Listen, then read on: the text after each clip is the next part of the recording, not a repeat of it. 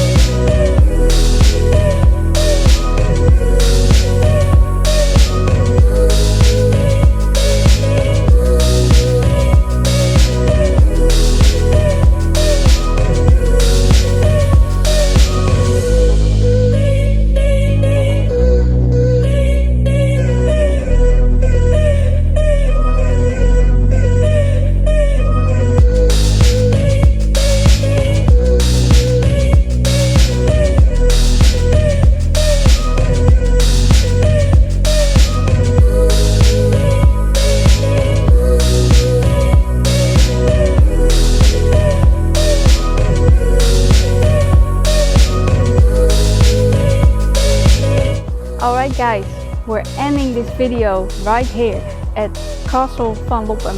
Make sure to subscribe to my channel, thumbs up, and see you next time.